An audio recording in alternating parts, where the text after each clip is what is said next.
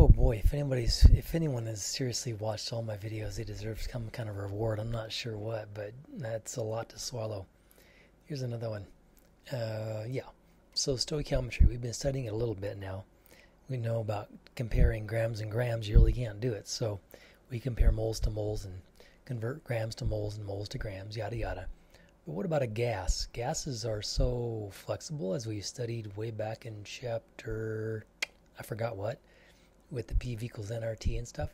Oh, it wasn't that long ago. I should remember, but I don't. So the point is, N is the number of moles, number of particles of gas, and the pressure and volume and temperature vary all over the place.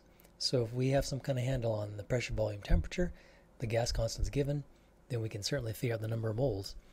And we can't forget about what Avogadro said about if pressure, volume, temperature, pressure and temperature are constant, then the volumes and the number of moles are directly proportional. They describe each other. So using that, let's just get along to it. Here's the baking soda vinegar reaction. Looks kind of complicated, but it's sort of nice in that it's 1 to 1 to 1 to 1 to 1.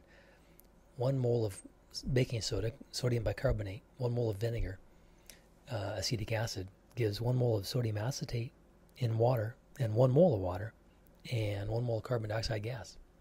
So question, if I added 5 grams of baking soda to as much vinegar as I needed, plenty of vinegar, don't worry about it, lots of it, what volume of carbon dioxide gas at 1 atmosphere of pressure, normal, standard pressure, but warmer than standard temperature, STP, 25 Celsius, how much carbon dioxide would I get? 5 grams of vinegar. I don't know. Let's do it. Well, the first step is, of course, to change 5 grams to moles. And 1 sodium, 1 hydrogen, 1 carbon, 3 oxygens adds up to that. It's a 1-to-1 ratio, like I said. That's very nice. 1 mole of baking soda, 1 mole of carbon dioxide. And usually what we would do is take that moles of carbon dioxide, change it back to grams of carbon dioxide. And we've been practicing that for a little bit, and you've watched a video on that and such. And we get 2.62 grams of carbon dioxide. But the problem is you can't weigh a gas easily at all. It all escapes. It gets away. It's buoyant. It's a mess. So what? Well, there's a trick. Why don't we stop early in our conversions? Why don't we not do this last step? Just do this grams to moles of baking soda and mention that it's a 1-to-1 ratio of baking soda to carbon dioxide, and voila, we have moles of carbon dioxide. Well, you say, why would you do such a thing? Why would you stop early? Because if we know the moles of carbon dioxide, we can stick that moles of carbon dioxide right here, use the gas constant, use the Kelvin temperature, use the pressure to find out the volume of carbon dioxide that we would expect under, these sort of normalish laboratory conditions. Interesting. 1.5 liters almost. Another even simpler approach is to realize that the balanced equation, if they're all gases, certainly describe a recipe, mixture. So 2 molecules, 1 molecule, 2 molecules, 2 moles, 1 mole, 2 moles.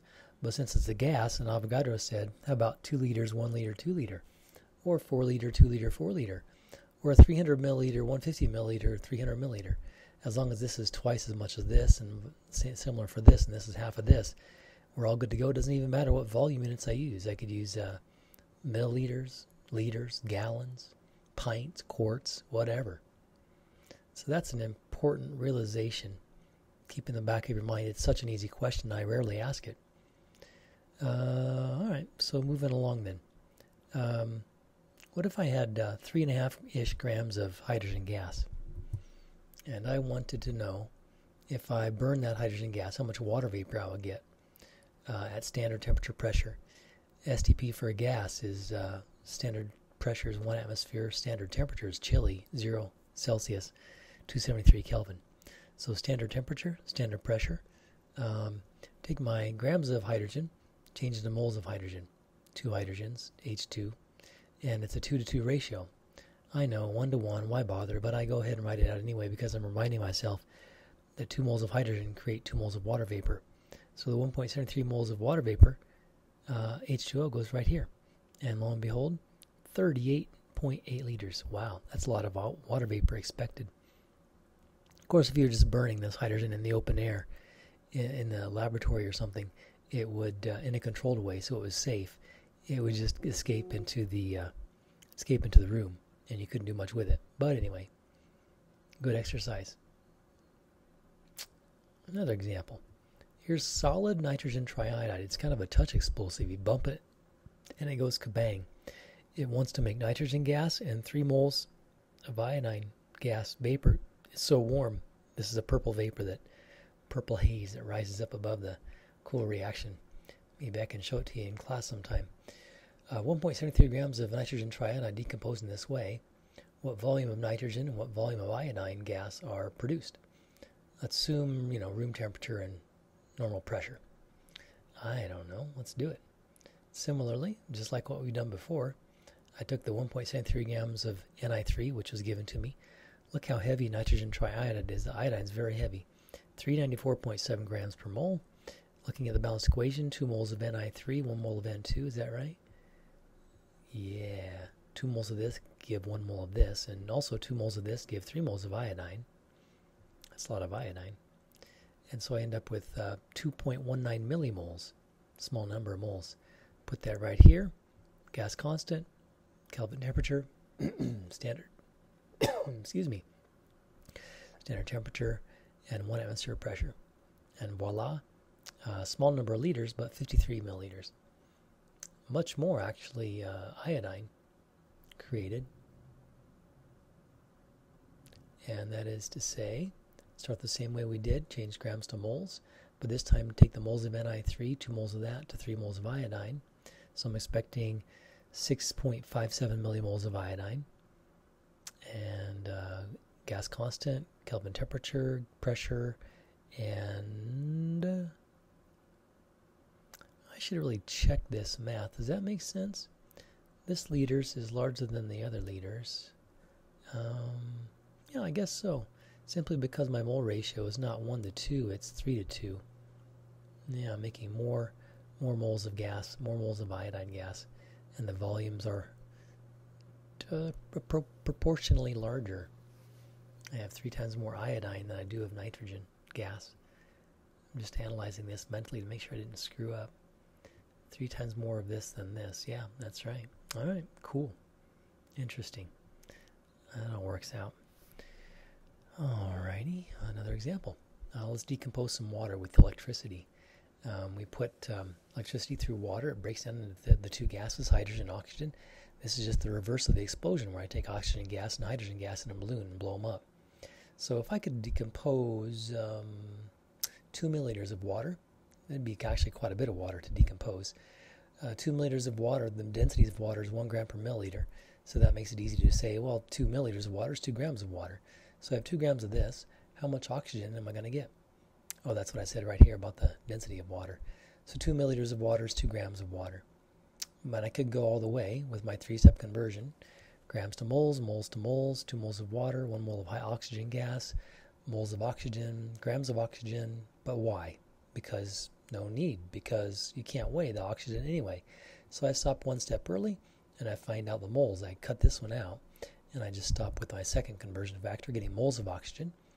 Then I just take that, once again, 0.0555, and put that in the PV equals nRT, and room temperature, 25, and room pressure, and lo and behold, 1.36 liters of oxygen. But, here's a twist. What if I only got 1.3 liters? Some of it escaped somewhere. Well, do you know this from the laboratory? The actual over the theoretical is called the percent yield. So if I thought I was going to get 1.36 but only got 1.30, as in real life you never quite get what you think you're going to get, we got a 95.6% yield. There's another twist on that. It's called the percent error, which is usually just this took away from 100, or in other words, actual minus theoretical, take the absolute value, forget about any negatives, divided by the theoretical. I thought I was going to get 1.36, I only got 1.30, so the difference is 0.06 divided by what you thought you'd get. Interesting. One last thing here.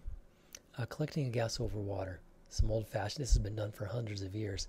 Making a gas over here, bubbling it up to the water, and then testing that gas to see what you get. Well, doesn't matter if you bake something or do a chemical reaction with a metal and an acid or something. Oops, wrong way.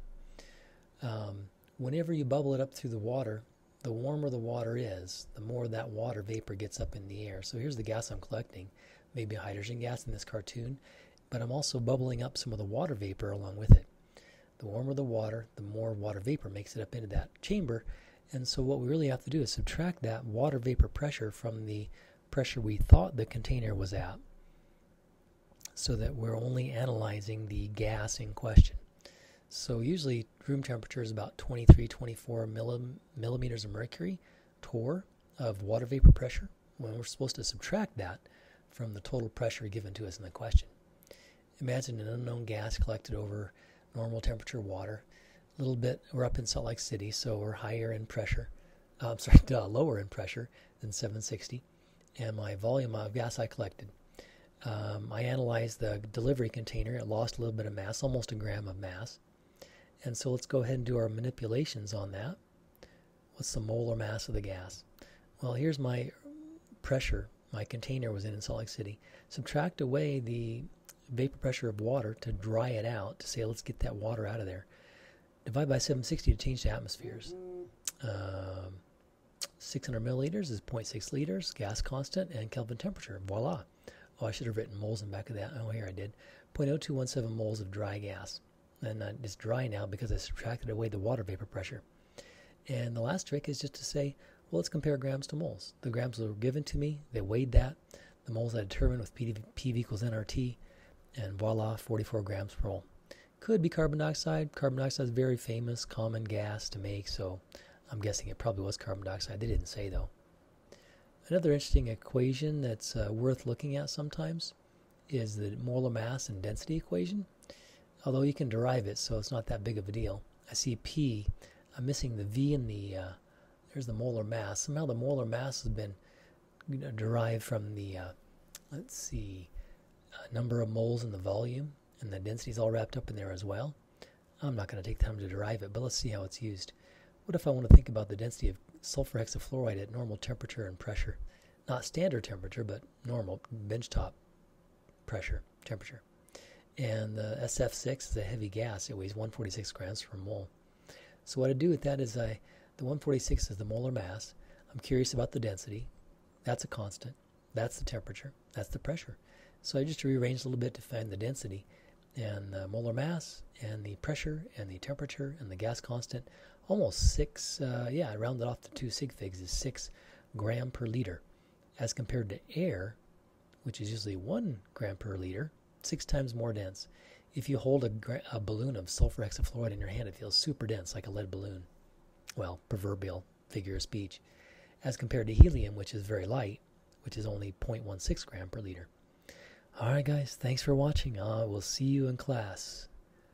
I'm pretty sure I will. Say hi. Have a good night.